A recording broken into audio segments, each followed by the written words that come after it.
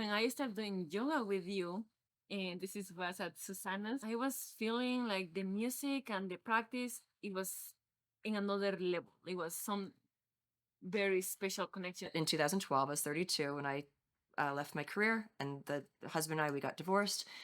And I didn't know where it was going to happen, but I knew I had to go. I had to go this direction. It's like the Matrix when Trinity opens the door. She's like, you know what's down that road.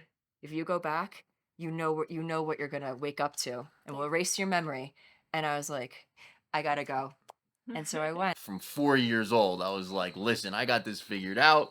You just need a lot of money and life's good. So in 2010, 11, thereabouts, I'm getting an MBA. So I never used to read at that time. A voice came into my head and it was like, you need to read. And so that kicked off for me like a 12 to 18 month period where I kind of dropped everything else in my life and just researched. It gave me the skill of learning what's fake and what's real in this conspiracy world. By July of 2013, I had sold my 2 buildings and had moved to Ecuador.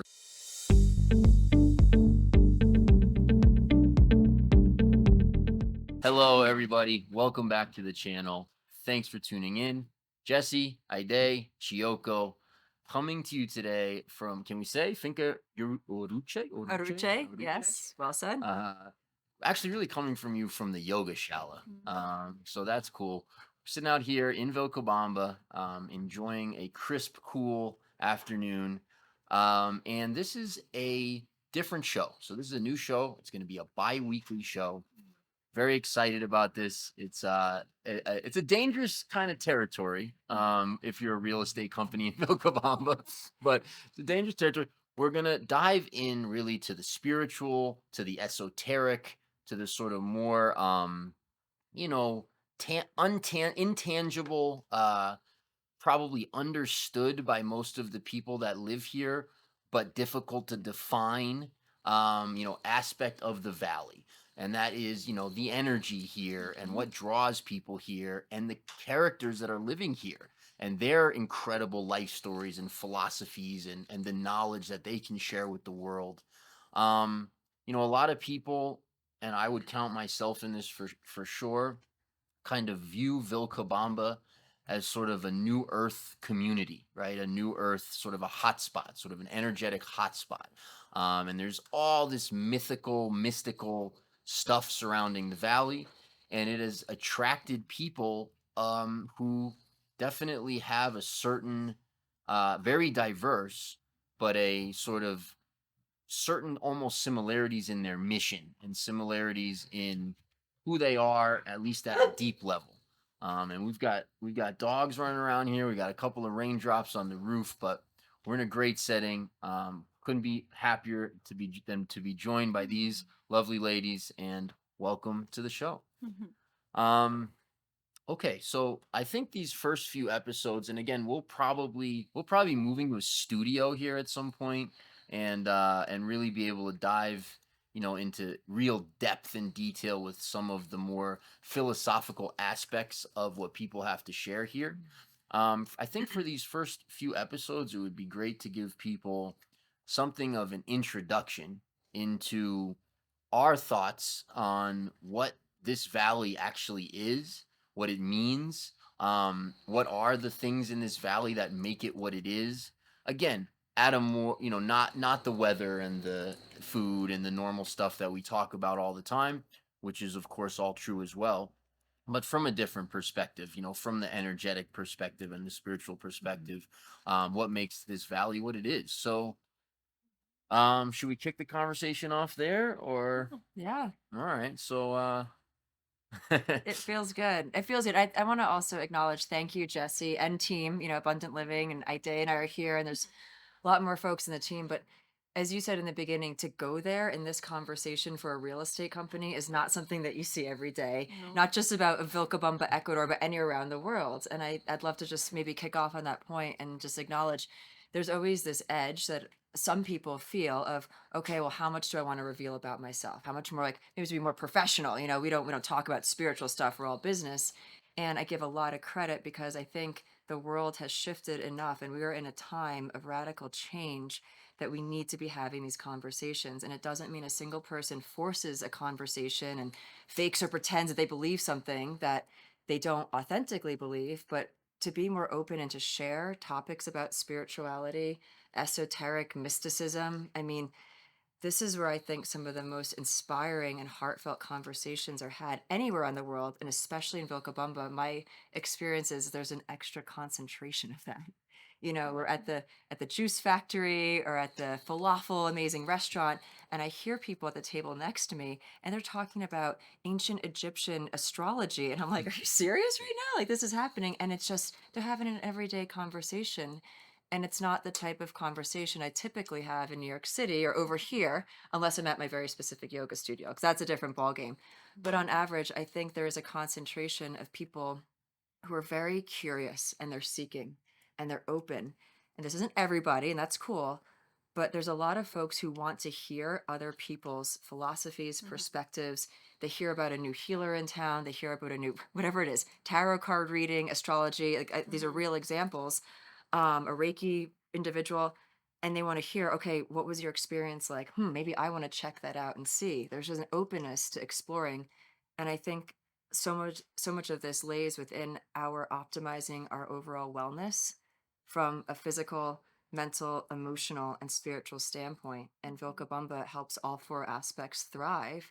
And that spiritual is such an important factor. It's equal. It's our other areas of wellness. And to have be healthy spiritually, I think is incredibly necessary for us to thrive in the future as we move forward. And I think there's just a lot of that in Vilcabamba, and I'll pause there because there's so much I have to say. And I like that this is a series, so we don't have to like get it all out under 1 hour, because we're gonna have tons of things to talk about and dive really deep with amazing people here.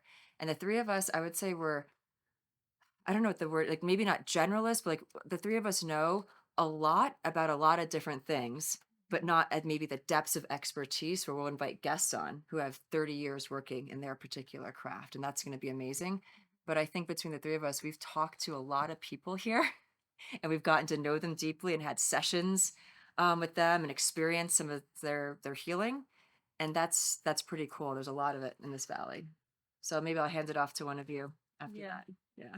Yeah, for me, like my goal of making this is like spreading a little seed out in the world and see like other people that thinks the same way. They are not crazy. Like there is people that believe the same thing and like so feel supported. I love this kind of thing because I mean when I just went through an awakening like maybe like 8 months ago, so I never could understand anything of this. So I I I love that this is available, and every time when I this opens up and you go in, you are finding more and more the right person to go to the next level of your journey, which is you're writing your life, and it's like important and beautiful. So see, having another perspective of life, it it makes you relief of all the crap and the fake stuff and be more happy with what you got. So yeah. Yeah, and then there's also sort of the larger picture perspective on all of that as well, because one of the things that makes me so happy to live in Vilcabamba is that the journey that I'm on, which is basically trying to figure myself out, right? Um, Trying to um, fully or as fully as possible embody, right? Fully express as a human being, which is involved and complicated process that is taking continues to take uh massive effort and incredibly difficult, winding, strange roads that I never would have expected to have to experience. But I'm excited to experience because then it's progress and then it's you learn this and you figure that out. But so there's a lot of people here on that journey, right? Whatever that means for them, right? But there's a lot of people here who are not living in the matrix, right? They're not worried about who won the game. I like sports, so it's okay, but are not worried about who won the game, or whether they got the promotion, or what time, what such and so thinks of them, and those kinds of things. They're interested in their progression, their evolution, right? Their path as a human, for their various reasons. And so as a result of that, there's support, right? There's like people around that I can take my shit to, who I actually trust and actually have stuff to say about it that's helpful, right? Not just sort of looking at you sideways like, what the fuck are you talking about? Or maybe you just make them uncomfortable because you're sharing something that's personal, or something that maybe they can't relate to. Here there's a whole community of kind of seekers, right? Sort of people on the path.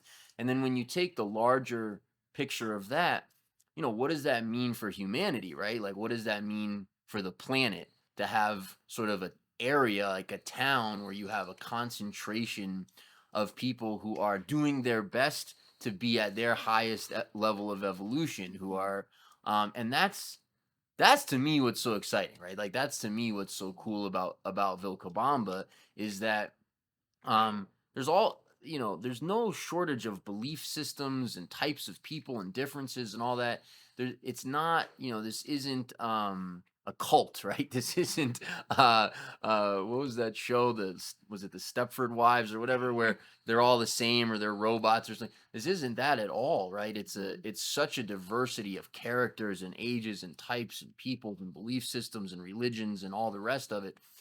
But there's a commonality for the most part, not entirely, as you mentioned. There's this commonality of people who are really have beautiful hearts, are trying really hard, are seeking, their truth, the path, their path, um, and are interested in really cool, amazing stuff. Which then, because there's so many of them here, there's actually a real sort of energetic field, I think, that already exists, but then that the people create also, that allows some of that stuff to actually manifest.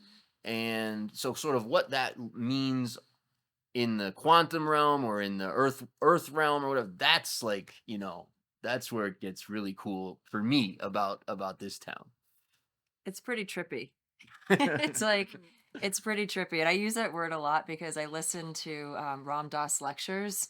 If anyone out there, Ram Dass fan, and this is like, kind of sharing the parts of me that are spiritual and life philosophy and seeking. And most of Ram Dass lectures, the large portion of them, the early days for him was the 60s and 70s. So like phrases like far out, and that's trippy. That's what he was genuinely saying at Naropa Institute in 1968, this amazing lecture series. And I feel that at this town, and that even just that word trippy, I can't swear by where it originates, but one of the most common uses, especially in that era, was a psychedelic movement. It's being on a trip. So if you're taking, for example, mushrooms and LSD, Ram Dass was a huge LSD experimenter with groups of people, and consciousness raising. That was the underlying intention and inspiration. When you take any of these psychedelics and you go on a quote trip, you're with other people, if it is a group experience, but everyone's having their own trip. When you're on a mushroom journey or an LSD journey, or ayahuasca journey, you're not seeing the same thing that you're seeing and you're seeing, even though we're sitting in that same room or same field out there. And there's something so cool about that, because in Vilcabamba, I actually feel like that word trippy. I'm on my own life journey. Like, no one has an exact path as me. No one's walked my walk. No one's done what I've done. I've not done what either of you have done, but we're here together. So we're held in this container of like shared energy. And I know my learnings have been accelerated, my lessons. I'm laughing because we were just talking in the car ride coming here of like things I still struggle with, my type A personality that, darn it, like a good type A person, I thought I was over those things and I had like deconditioned and let go. Clearly not. And the people that I'm around here, like, they're furthering my spiritual experience and like being a mirror for me. And it's my trip. They're advancing my trip and my own spiritual development, because I get tested and challenged. and I'm not having the same trip as another person, and I can rely on my friends. And sometimes my friends trigger me here like they would anywhere around the world. Like, where have we ever been in life where it's like every single friend I ever had, never did one bother me in the slightest or do something. It's like family, you know, we get super pissed at each other. And I think Vilcabamba also, well, we'll save this topic, a teaser for another topic in this conversation, is like, what is this forceful energy that's very confronting? If you're blocked on something and you're in denial about something, or your insecurity, whatever it is, that shit will confront you, and you will be faced and challenged of how to work through it, and probably evolve with some tripping and stumbling, but we will evolve. And I think it's all about ascension into a higher version of ourselves. And as a community, we help each other do that. And you find your people. Yeah. You find your people you can like trip out with. Yeah. Right? I think it helps you to like, it forces you to look inside. Mm-hmm. So like there is no run away, and you have to have the personality to do it. No, if you're here, if you run away, you are not made for this. You're gonna go somewhere else and trying to find peace somewhere else. But the peace on you can only find it inside of you. So either way, anywhere you go, you're gonna be with the same struggle. So Totally if agree. you stay here, you're gonna face it and you're gonna deal with it. That's how I learned it. Right, which is like face yourself, right? I mean, yeah. So that's, that the way my perspective on the nature of reality, or at least this aspect of it, is that truly, and it sounds hilarious, but it's true. Truly, we are all one. Everything is actually one. And then we're this sort of individuated or individualized consciousness having an experience with the reflection of itself, right? So um we have all these interactions all the time with aspects of ourselves, right? That's like what's taking place. And then Vilcabamba enhances that. It's like adds to the pressure cooker. Steroid injection. It's like, right. Yeah, Right. pretty much. Right. It's like, oh, okay, like you're on the path, you're trying to you understand yourself, you're trying to progress, you're trying to deal with this or that that you need to deal with. Great. You can do that faster here, and and as a result, it's probably a little more difficult too. Maybe their doors are wider open, but it's gonna, like, it's because it does do what you said. It chews people up and spits them out. It makes people like run. I've seen people fall apart here. Like, Me too. yeah, like because it's very confrontational in that way. And I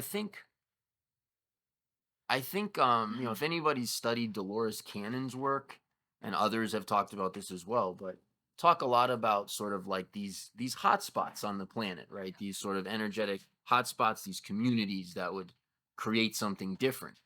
And this very much, because of the cast of characters here, it's not so much just because the way the valley feels. I think if you're really tuned in, maybe that might be part of it for sure, but it's the cast of characters. It's like the type of soul, the type of person that's been attracted here. I'm blown away all the time. I'm like, what? Whoa, another one who's like on that, on it like that. Wow. And that's very much what it feels like to me. Yeah, I feel grateful to ended up in this place. There is no way that I could have find myself somewhere else. Although I see that there is people like this everywhere in the world, but somehow, like, forget like the circumstance of the moment that I decided to make the move to come here. Like my subconscious was playing a role when I was making the decision of coming here, and looking it back right now, I mean, see, it's like, oh my God, thank God, because I found the people that I was supposed to meet for me able to grow. So I don't know, I couldn't have that guidance where I was. It was not that Right. this awakening level. So, or even like my family. Somehow I ended up growing without my family, which it was always super strange. But looking at it, it's like, no, it was good, because if not, I would have get dragged into that life. And I I'm grateful somehow. Like something that for my life I was always very sad about it. Now I feel super grateful. It's such a nice moment to have this conversation with you, Ide, on this interview that we're doing here, because you and I have spoken about this for the entire time I've known you, which has been almost a year now. And the awakening that you speak of, and even that word itself, awakening, can be, it's a big word, it's powerful, and it means different things to different Mhm. people. And I love that you're using that word awakening. And I use it too. I feel like I even throw the word radical, like I had a radical spiritual awakening. We can get to that soon. But for you specifically, it's very interesting because you were drawn to come to Vilcabamba over 10 years ago. Like, how long have you been 10 here? years ago. But you're awakening this next chapter, let's call it, of your self-awareness and spiritual awareness was within the past year. So I don't know maybe share a bit about how did you look at Vilcabamba in a different way once this awakening happened, or what triggered this, or what does that look like? Because I know there's people watching this that have gone through awakenings and they don't talk about it to a lot of folks because there are people who think they're fucking crazy. They think they're crazy. Delete that. And so New York coming out. What was that experience like to be in the same town, but you're a new person? Yes, I am now, and it's amazing. We grow and we are a different person, I think, every day. But I certainly went through a huge transformation, and I will bring this up because uh, I start like I remember. I think you're a key piece for this, which is amazing. When I saw you, there was some kind of energy that I was drawn into, like connect with you. It's like I don't know what she's doing, but I need to be close to her. So I try to like see what can I do with you, and you invite me to this yoga class. I was like, I always wanted to do yoga with friends. I was like, yeah, and then like Aldo, like Jesse will has been practicing yoga like forever, but it was not very. I was not super connected to do it with him. So like when I started doing yoga with you, and was at Susanna's, Susanna's and beautiful class, by the way, in the- Vilcabamba. Yes. Uh-huh. and I was feeling like the music and the practice, it was in another level. It was some very special connection that I don't know, like in my head I was thinking, oh, I'm doing this for myself, that's good. But honestly, like it was drawing me more into the music and into like a different lifestyle and looking more at, oh, I need to love myself more, why I'm not doing this more for me. So this is how it started, and since then it was like process through process till I got today where I am. But I must say that it was very important that the pain that I went through some stages in my life in the past year opened up that door for me to connect with my inner self. which, Like I had no idea, but all of a sudden I was standing up in front of like a holistic therapist, and I'm like, hmm, I think this is for me. Like I don't know why I ended up there. Like I was like, oh, and I started going working with her, and she would do things that are not common, just like trying to heal my childhood and go deep into it. And I was like, I had no understanding at all what was going on. Now I can understand with experience and a lot of therapists and stuff like that, how like what I was going through, and to look at like my patterns in my life. They was like the same thing over and over and over, and I never noticed. Sounds So like, familiar. Sounds familiar. I think some people can relate. Never. You've never heard of such a thing. Yeah, I'm sure. I've only made the same mistake one time ever. That's it. but yeah, I never noticed. So it was like this is actually happening, and so it made me look to different levels of myself. Mm. So the yoga, I think, was like a huge door opening. Catalyst. Yes. Something that just Mhm. turned the key and then the door open, and from Yeah. there. But like kind of at some point, like my subconscious telling me, go to that direction where you were. Yes. Like I don't know, but I gotta go there. You're reminding me of the moment at the farmer's market where I invited you to yoga. And this was either the first or second time I met you. And I'm so new to Vilcabamba. I'm all sorts of like shy and thinking, oh gosh, this, wonderful woman's been here for ages. Like, does she even want to, well, how could I invite her to something? This is her town.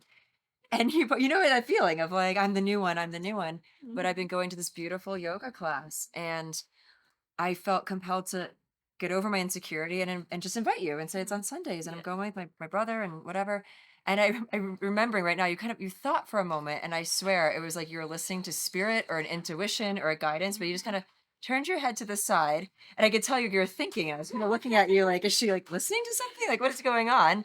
And he said, I think I would like that. I think I would like that. I'll get your phone number. And I think that was a moment. And if yoga didn't come into your life, my sense is something else would have. There would have been another catalyst, another push, another pop to just get you to be aware of a lot of other ways of looking at life and thinking and feeling about things. And Vilcabamba has a lot of opportunity. It's like the flavors are very wide spectrum of the spiritual, either awakening or furthering.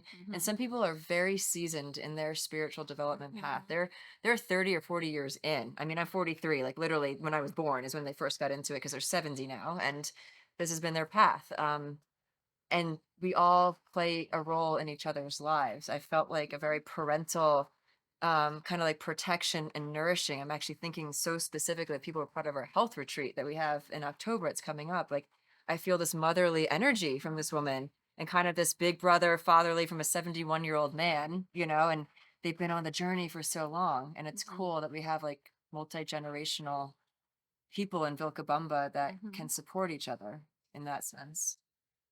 It's interesting. I went through my awakening at 27 years old. Yeah. And what year would you think that you went through your first awakening? I was 30 and 10 months. Not that I'm counting specifically. And probably 1 week. Yeah, 30, 10 months and 1 week. I remember exactly. In December, the first yoga class I went to. Maybe we can save that topic for a whole nother. Yoga was my catalyst, which I know is your catalyst too. Few things we have in common, but that was the light switch flipped for me. Someone flipped the switch. It was that fast. My whole life, quote, fell apart for the good. I shed all of this stuff, but man, did it fall apart in every sense of the like what it was supposed to be, and then it just wasn't. So that's another thing. Supportive friends. I have 2 awesome girlfriends of mine who come to yoga class. You guys know them.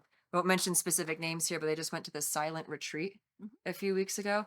That is confronting, to be in total silence and not speak for days. I think it was like a 5-day retreat. And they went through, journeys and awakenings, and they have each other. And they told me about the stories, and I can help hold them. It's like we're here to support each other. Yeah. You got a little bit of that motherly energy too, by the way. But I love it. It's fun. Yeah. I mother everybody. Yes. Yeah. Even if you're 70, I will mother you. Yes. You told me the other day. You told me to like bring my jacket. I almost texted you back like, "Thanks, Mom. It was great, but I like appreciate it." It's chilly in the morning for a yoga class. It's like, make sure you bring a sweatshirt. But Good. no, I mean, there's that saying, right? When the student is ready, the teacher will appear. There you go. Right. So I think that kind of speaks to what you were saying. And I think, we're talking about awakenings and spiritual awakening. I think probably half this town or more would describe themselves as having had some sort of awakening, spiritual or otherwise. Totally agree. And might be even more. It might be more. Yeah, That's like, and at least, at some point in their lives. And, there's another kind of thing. I don't know if it's a quote or it's something I've come across where it says sort of, the black sheep of every family has come to transmute or whatever, turn back, whatever term you want to put on the karma of their lineage for their family, of like that, that lineage for their family. I would say most people in this town would consider themselves the black sheep of their family. Like we're I've all heard this before. I've never heard you say it. I've heard people say this before. Oh, I thought, come on, that's original. Sorry, the Jesse original. Yeah, but I mean, yeah, like we are kind of the weirdos in the normal world to some degree, for sure. Like, and there's real camaraderie in that, right? Because like a lot of us had an awakening, whatever that means for each person, and came to realize, oh, what I've been doing my whole life, I'm not going to continue doing, and I actually don't really want to be doing, and I don't even fit in it anymore, and it's not comfortable for me to relate in that same kind of way.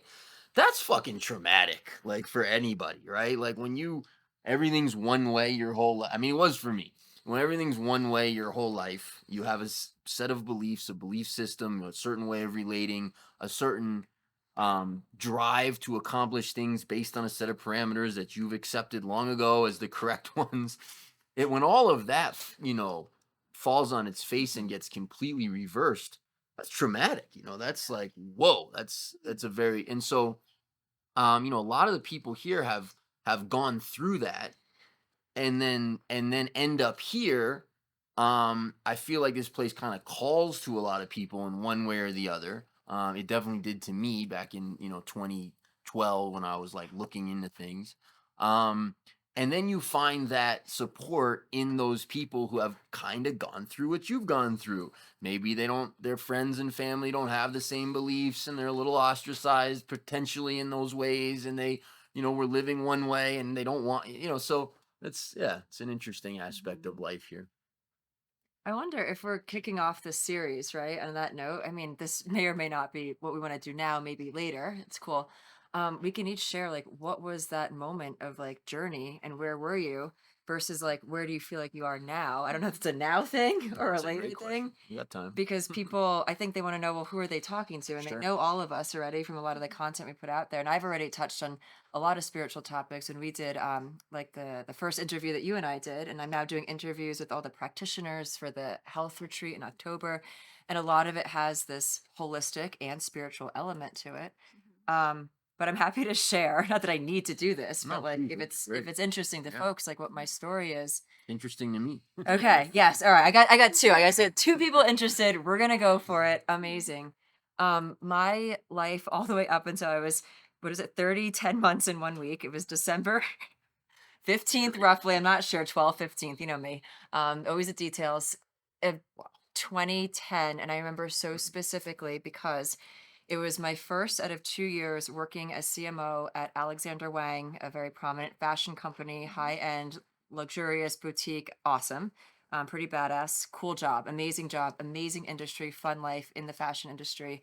And I'd been there about 6 months. And so I remember the year. City or New York? I'm You're in New York. Manhattan. I'm in New York City, married to an awesome guy. Just we had the best life ever, quote unquote. And I mean that sincerely. And at that moment, I felt it. Like it couldn't get more awesome. Like it was actually embarrassing how awesome we were. It was just so great. He was a nice guy. We had so many friends, social circle. He worked in the finance industry. I worked in the fashion industry. We were checking all the cliche boxes of being awesome in New York and where we go for our vacations and all the things. And I didn't realize it. It feels a little embarrassing now to say because I'm such a health and wellness like professional, and I've been in the health and wellness space for over a decade at this point because this was 2010, what the awakening was. I didn't realize how unhappy I was in my life. I didn't realize how empty I was inside. I was so busy doing and accomplishing and going and working whatever. It's 60 hours a week, 70 hours a week. If it's fashion week, well, then we're working 100 hours a week. And it was so awesome, though. It's fancy. It's fun. It's cool. I was living a very seductive lifestyle that we're kind of high in our own supply. Another Ram Dass kind of quote of like, when you're in the matrix and you're in this zone of everything, we're all confirming each other's belief systems that we're super happy. And I can't speak for everybody. If obviously there were people that were just fine that were not as unhappy as me. I'm talking about myself. I'm not saying everyone else was unhappy. Most I people are was. happy. I do agree with that, but I'm trying to be a little gentle here. That you can speak to that because you're from New York too. But I think yes, so put a pause on everybody else. But it's just coming back to what my experience was. I didn't realize how stressed out I was. And I didn't realize how hard I was running myself because we got to have so much fun. And I was exposed to so many amazing restaurants in the scene. And I had a friend who was a good friend, but kind of in the social scene of friends. We weren't best friends yet. And she had found the yogic path about a year and a half ago. And she was super cool. She was a business person. She was one of the original team members of a very, very large prominent company that went on to go public, etc. She burnt out, found yoga, went to India, got her certification, and transitioned out of leaving that huge life at the time that and I knew her for those first years.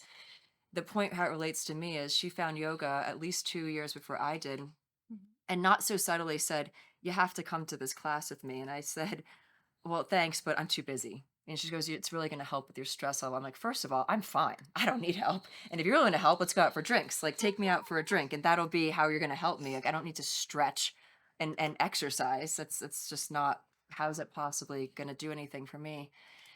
I walk into the Jivamukti yoga studio, which is a very spiritually oriented philosophy school with a deep lineage back into roots in India. Um, and something felt like coming home, but I was in a totally foreign territory. I walk in, these are unlike people I'd ever seen before in New York. I'm like, you guys live in this city? Like, where do you exist? A little bit more hippie vibe, a little bit more open, very spiritual. There's all this esoteric kirtan music playing and people wearing mala beads and have all these tattoos, but they were cool, but very hippie. And it was very confusing, but something just that music felt like it was familiar to me, even though I'd never heard it before. And it was a little bit weird. And I go there. I've shared this story before. It was a very high level advanced class. I had no idea what I was doing. I tried to escape. The door was too far away. There was too many people. I couldn't I was too embarrassed to walk over everybody to just leave. I hung out there for an hour and a half, so intimidated. But it felt right. And the teachings, because it's such a spiritual philosophical school, the teacher during the class is always sharing wisdom and sharing knowledge and telling stories from the Bhagavad Gita. I'd never heard of that. It sounded like gibberish words. The Bhagavad Gita, like what is that? Now I know, and now I've read it. I'd never heard of the Bhagavad Gita, let alone heard stories that came from that. I already knew where the lessons were going. There was something in me, and it might be a past life thing. It might be a divine eternal wisdom in the Akashic field that we can all access, this universal wisdom. Somehow that yoga studio had a key that unlocked for me. Like you said, it unlocked for you. That was a doorway that opened, and I had no idea what was happening. And I'm going to wrap the story up and just say, my life felt like it was falling apart over the next 18 months because I felt alone. I had my one friend who brought me that yoga studio, who ended up being my best friend for years to come. We started a meditation company. After I eventually got the guts and the wherewithal, it came from divine willpower, not my personal willpower. I can't take credit for it. I was being pulled forth in a direction that I couldn't deny, and I'm so glad I didn't. An awakening that was radical because I realized I'm in an industry that doesn't make me happy. I make a lot of money and I have a lot of cool friends and cool places to go. I'm so unhappy doing this work. This is not, I have so much to give the world. This is not where I'm putting my effort and my gifts, not in this career. And the person who I was married to, I realized when I was shifting my perspective on my own life philosophy, he was doing his own thing that wasn't the same. It's actually kind of a classic story. Two people that had a lot in common that suddenly don't have a lot in common. And we got divorced. That's where the life is falling apart. And the career changed. So I quit my job. I get a divorce in the same month. Those decisions were made. And it was April of 2012. So it was 18 months later. And this is why I told the story before. So I remember it took 18 months from that initial radical experience at yoga studio. 18 months later, I was no longer married and I wasn't working in the fashion industry. I was already 6 months into a holistic nutrition program and getting certified to be a holistic health coach, which then kicked off the past 13 years. If it's 2023, oh my gosh, I don't know how much time goes by, but that was a huge thing. And so I had to live through this moment where I had some key people supporting me in my awakening. So I was so fortunate to have a couple really great friends that were kind of new in my life. My family supported me. And I'd say over 80% of the people in my life just were not there 2 years later because it fell away. It wasn't like I had to actively be mean or aggressive about it. It's just I'm being drawn in a different life direction. And when you let people go, I could almost cry right now. Like when you let people go who serve this purpose in your life, but they're not meant to serve it anymore, to have the strength to recognize the beauty in closing that chapter and moving into the unknown. It's not like someone told me what was going to happen for the next 13 years. I had no idea. I was like, okay, here's a cliff. I'm just going to walk off into the complete unknown and leave everything. I was 32 years old in 2012. I was 32 when I left my career, and the husband and I, we got divorced. And I didn't know what was going to happen, but I knew I had to go. I had to go this direction. It's like the Matrix when Trinity opens the door. If we all remember this, she's like, you know what's down that road. If you go back, you know what you're going to wake up to, and we'll erase your memory. And I was like, every expletive possible, I got to go. And so I went. And I'm going to stop there because I probably took way too much time telling that story. So thanks for the space for I don't know. It's letting awesome. me share that. Yeah, You took the blue pill. that's the one. Yeah. Uh-huh. Gosh, my story was so similar and so different. um, but very similar time frame. Also in New York, Yeah. 2010, 11, 12. Like those were the years. Um, I don't know if it really, you keep track of time. I do not, unfortunately, but I don't know if it really truly started in 2010 or not. Um, but I was driven at that time. I'm still driven actually, but I really had a goal to be wealthy. When I was growing up, my grandmother had some money, and then I had a lot of people on different sides that didn't have any money, and I very much saw that contrast. Um, of how different people lived with or without money, and I was like, from 4 years old, I was like, listen, I got this figured out. You just need a lot of money and life's good. um so that was my goal in life, literally. Was to be rich. Like, that's what I wanted. That's what I was. And I love sports. It's basically have a lot of money and watch a lot of sports. And once I couldn't be a professional, baseball player or basketball player, those dreams died. But yeah, and so, I'm kind of a gambler by nature in a certain way, and so I've had, kind of big ups and downs, glorious wins and massive failures. And so I had an interesting life that way. I had 2000, like, up until 2000, I want to say 6, I had made a ton of money and then lost it all, and was kind of in a hopeless financial situation. Couple years later, I dug myself out, was back in a good situation, lost it again some years later. So I've kind of been through, 2 cycles like that. And so in 2010, uh, 2010, 11, thereabouts, I'm getting an MBA. Also in New York. I'm living in Brooklyn. My job at that time and school is in Manhattan. So I'm, doing the whole, like, up early on the train into work early, uh, MBA at night, going back to the office after my MBA classes to then study, go home at, 12, 1, 2, 3 o'clock in the morning, wake up at 5 the next day, and keep rolling. I'm kind of doing that. I'm investing in real estate, so I had gotten a building at that time. Um, and life was stressful and crazy, but good in the same sense that you defined good. Like, I thought it was good. I didn't kind of know what I didn't know. And I had this weird thing that happened. So I never used to read at that time. I hadn't read since high school or college, I guess, also. But I mean, I read a little bit for my MBA, but I just read. I'm sorry, I read when I was forced to read, is what I should say. I didn't read for pleasure at that point. I watched ESPN. Like, that's if I had free time, right? Um, so yeah, literally, like, a voice came into my head. I swear, and I didn't even notice at the time, like, that it was that, but it was something I definitely had to listen to. And it was like, you need to read. It was like, read. And I was like, huh, all right. I'm like, well, I got an hour in the morning and an hour at night on the train. I bought a Kindle. I had no idea what I was going to read. I didn't want to read fiction. If I was going to read, I'm going to learn something. So, it was either going to be history or politics or, something like that. The first book I bought was The Complete Writings of Abraham Lincoln. It's a very light, Yeah. very like For easy. some unknown reason, I read that from cover to cover. And then I read some books that were interesting. I read a book by Russ Baker. I think it was called House of Bush. No, that was a different one. I read that one too. But a book by Russ Baker. It was basically on the Bush family. It was interesting. Family of Secrets, maybe. Um, I read a book by Naomi Klein. I think it was Shock Doctrine. I read a book by Noam Chomsky that was relatively interesting. And what happened to me in this experience was, and I remember, it was a very quantum moment where I'm reading about Latin America in the 1950s and 60s. I'm reading about the Middle East, going back even further and then up into the 70s or so. And then I'm reading about the US and the assassination of Kennedy and all these things like that.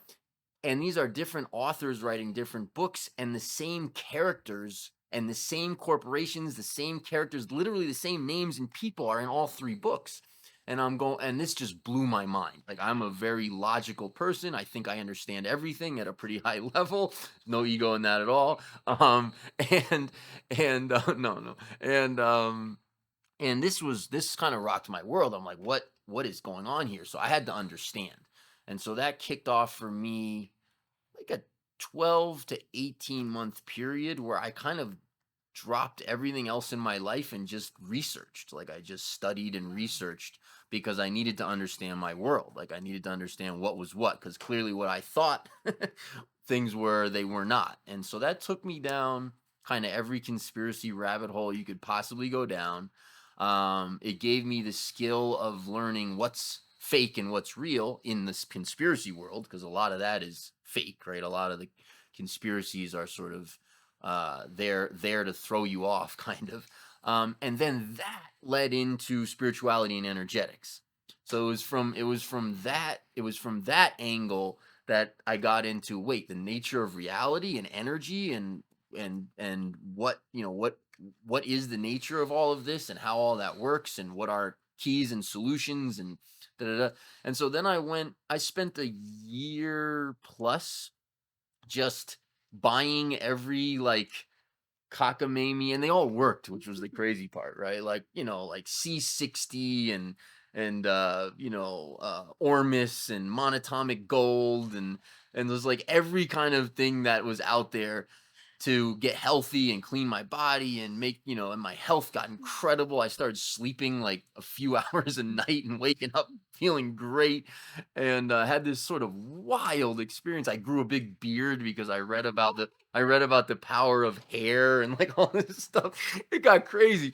And I totally ostracized my family completely because I tried to convince them of all this stuff, right? So I made this God. I made this horrible mistake of like pushing the people I cared about the most away. And then, I don't want to keep going too much. That's pretty much it. But a year, by July of 2013, I had sold my two buildings and had moved to Ecuador, sight unseen, with the dream of building a big sort of, new earths type off-grid, sustainable community with sort of voluntarist, for those of you who know that, principles. And yeah, it was a wild couple of years. And I've been here since then, and I mellowed out a decent amount since then, but not entirely. And that's the story. I love it. I so wish the three of us like could just have a day of knowing each other 10 years ago. It'd just be so funny. Yeah, it's super cool because you guys, like, I came here and you guys did the whole homework of like for years and years of experimenting this, and like I spent like almost 10 years with Jess, and like he knew it all, and like for me, like I couldn't really understand it. Like I was like, I don't know what are you talking about, but I love you. So, but it was amazing that like when I started going through my awakening, Jesse gave me like years ago a book named The Power of Now that he will That listen. part's totally one. Throw a comment if you know the power of now. Comment thread blows up. Yes. So he gave it to me and I started reading. I like it, but I was like, that was it. Like I read a few pages and I did not look into more. It just happened years later, which it was last year, that I had that book. I was like, well, this is my book. It's in Spanish. I'm like, oh, it was a time. It was a time for me to read this book. Like you couldn't stop me of reading the book. Like I swear you, like when I was getting almost done of the book, I was like looking for help. Like I need more. Like I can't stop it. Like help. Where can I find more of this? Because this book brought me so much peace. I don't know, like have another perspective of life. Like I was like, wow.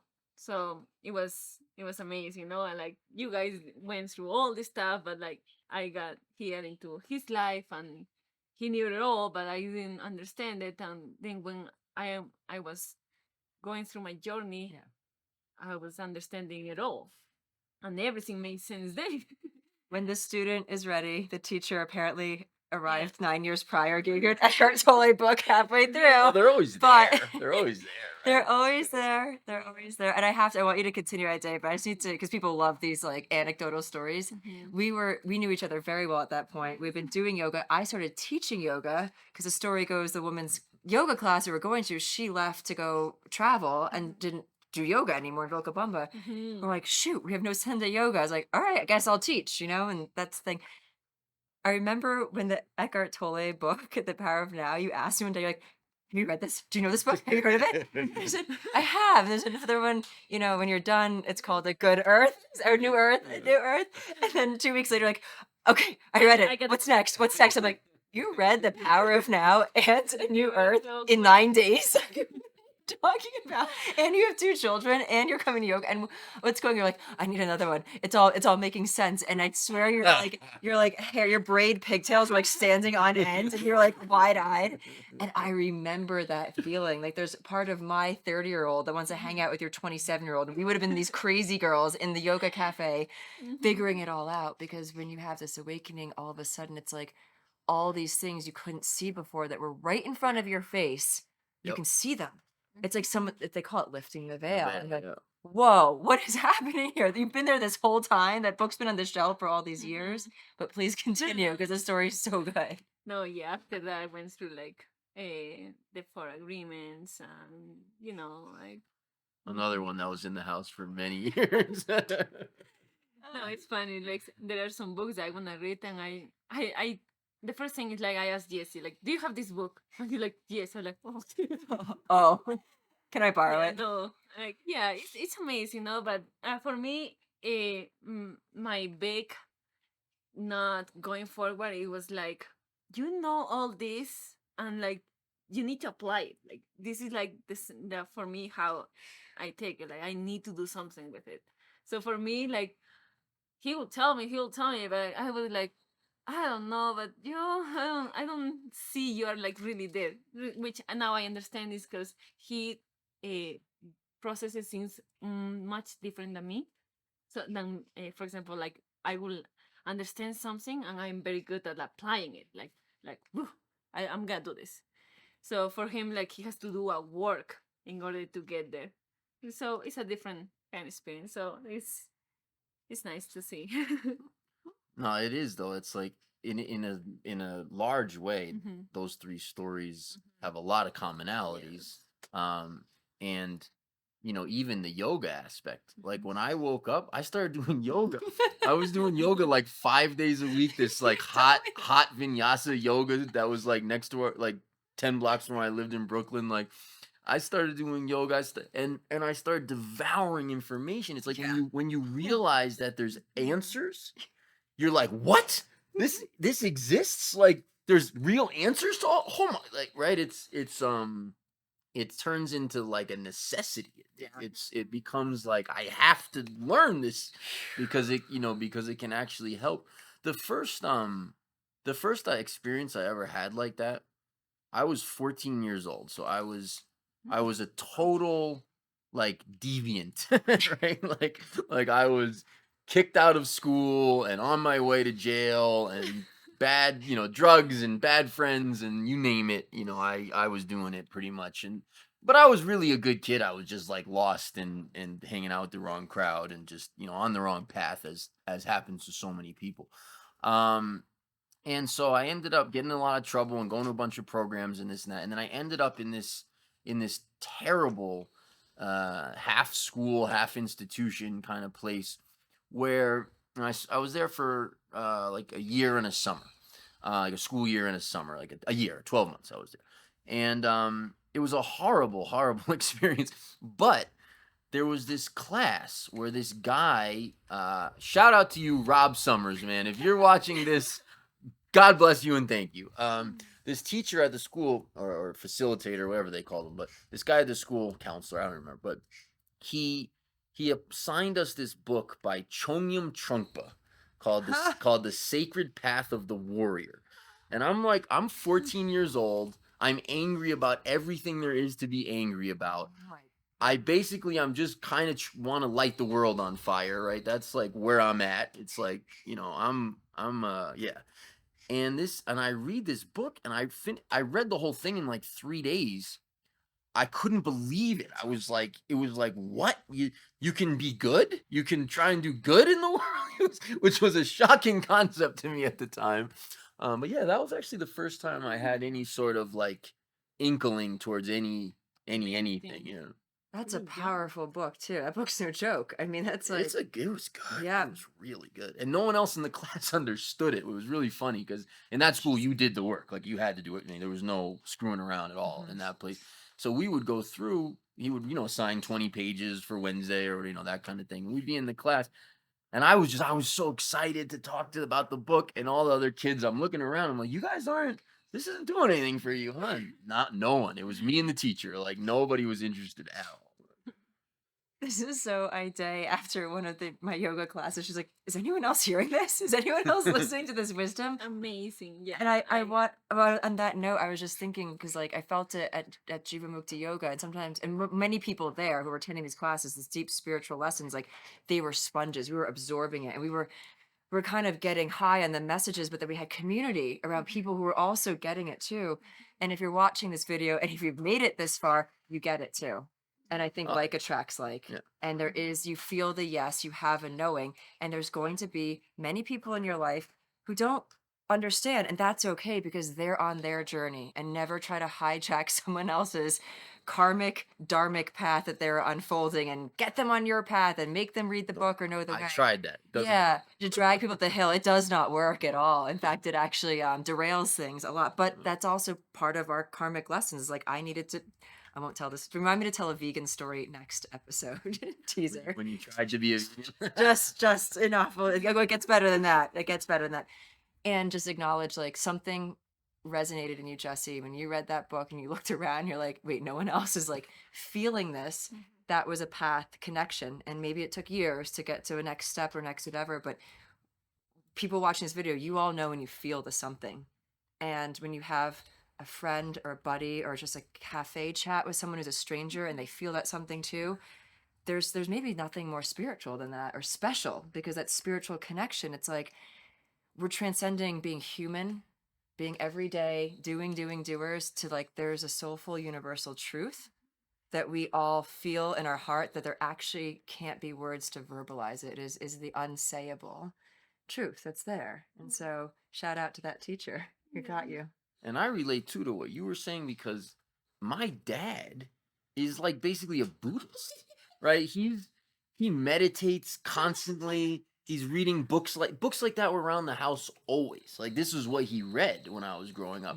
Amazing. It never even occurred to me to like even look at what the books around the house were. I just thought, my dad's an idiot and this is what he does, and like I'm cool and he's not, and right, for years and years, similar to like I had all this stuff and I'm trying to show you, and you like, yeah, sure, bro, like. Yeah. I can't wait to get your dad on this podcast interview. We That might would even be have fun. to throw a That Zoom. would be fun. I don't know when they're coming here next, but I've met Jesse's dad, and stepmom I think and Paul. mom, and I've met family members. And your dad is so the real deal. Not to call anyone else not the real deal, but I say that in terms of my own personal path. All these Ram Dass lectures that I'm talking about in Europa University, your dad was there. Literally, he was No, there. he's one of the great human beings. He was homies with all these people, and he studied. He sat at the feet of masters and learned how to meditate in such a way that it is such a level of devotion and admiration. I was like, I'm kind of like a groupie of your dad. I was like, tell me more stories of what it was like to be in those lectures back then. And that's special. And you were around it the whole time, like, Jesse, ignoring it really? completely. Like the most I've ever heard about that history, because I don't have those references. Like I don't know like Ram Dass. I learned who he was a couple months ago from my day who learned from you. Like I don't know. I don't know this stuff. So and the lineage of yoga that you do, like I don't keep track of these things. I just know it's real. I went to your class. I was like, this is incredible. I still couldn't even pronounce the name, right? Like that's how I am. But when you and my dad were having that conversation, and you have all the references. So yeah. he was sharing that, oh yeah, I did this with that guy and I did this with this that was the most I had ever learned about it. It was really interesting for me to Incredible. eavesdrop on that conversation. I had like newfound respect for him after Yeah. that conversation. I was like, oh wow, you were doing that stuff back then in that way. Oh, that's really interesting. I remember you sitting across the table and your dad and I were in such this like Yeah, conversation and I was so glad you were listening. I don't think we've ever talked totally. about this and you might have been listening. Was. I think some other Catherine and Travis, like other friends, like it was my birthday. It was Now your that I think birthday. about it, it was my birthday party. This was like that was such a special treat on my birthday to have that conversation. I taught yoga that morning. Your dad and stepmom came to the yoga That's right. class, right? That's This right. was all in one day. I swear we're not making this up. This is life in It Vilcabamba. is. It If is. you like it, come join us because this is what we do, is how we roll. And I think I forgot what I was going to say, but something about I was just so glad you were hearing this. And this is where it was. There are so many different paths up the mountain, and Mhm. your dad and I happened to be walking a very similar, if not same path with the cast of characters from like the Mysore, India, Ashtanga lineage of, Maharashi. And I know you don't know these names, but I do I've never because heard. my teachers, well, you haven't deeply studied No, it, no. the awakening that happened for me was in that wisdom. Your awakening came through a different wisdom. Your awakening, yeah, there's some yoga, but you don't have the references of the Ashtanga, Mysore, India, the Eckhart Tolle. You're my teacher. And we can appreciate that. We have so much fun together. And I think there's this very neat overlap where like in Vilcabamba, there's some people who wouldn't have any Eckhart Tolle reference. I mean, that's a bit, he's very well known, but just saying that some people, it's a different type of lineage, Oh a yeah. different type of studying. And we can still like, it's almost like we compare notes, Mhm. right? And we don't, there's no judgment. For most people, I think of like, oh, well, you're not, an Ashtangi yogi. Well, then no, I did. No, there's none of that. You're not as enlightened as I am. It's like, no, that's cool. It's badass. What are you into? Teach me more. Human design. Like, there's so many systems and things that are awesome. I think it just matters. Find what serves your soul. That's it. You don't have to do what anybody else is doing. Yep. Yeah. Yeah, no, like, sorry. No. Going like when I was going through my awakening and I was checking out different kind of religions and stuff like that I feel like attractive. Well, I like Buddhism. They have a lot of cool stuff. But like the essence of every single one, it was the same. It was Yeah. like, Kyoko, they are the same. Like, why are we fighting? Why we separate each other? Like, what is going on? But this is something like it was base for me in my life. That's the base. Every time like someone wanted to be part of a religion, something it stopped me because something told me like if there is a God, I don't think they wanted to be separated from each other. So that was like a big no to like be part of it. Although I love these people, I love the kindness, I love the love in the heart. So that was what I will always like feel more attracted to. Like, well, it was the essence of the people. Like that was like my big thing. So yeah, I refuse like to like join a religion or be part of whatever because I'm living my journey and I do not want to exclude anyone. Like, I wanna love everyone. I think that's what God would want us to do. So I adore her. This is why we hang out a lot. That's such sweet wisdom right there. Same, agree. That's all I'll say. Totally agree. Thank you. Well, I think two beautiful thoughts to end on. So I enjoyed this first episode. I hope you guys did. I hope you guys did. If you enjoyed this content, please like, share, subscribe to the channel. Give us your feedback in the comments. We're still looking for a name. Esoteric Vilcabamba is in the mix. Got some other suggestions. Tell us in the comments what we should name this particular show. And we will have a name hopefully for not next week, bi-weekly. This is bi-weekly. We're going to have these kinds of conversations and others, and we're going to bring a lot of people onto the show who have some really deep and interesting things to say. Those will be interview or conversation style episodes. I think they'll be really enjoyable. So thanks for hanging in there. We appreciate it. Hope you enjoyed the content. Have a great rest of your day. Namaste.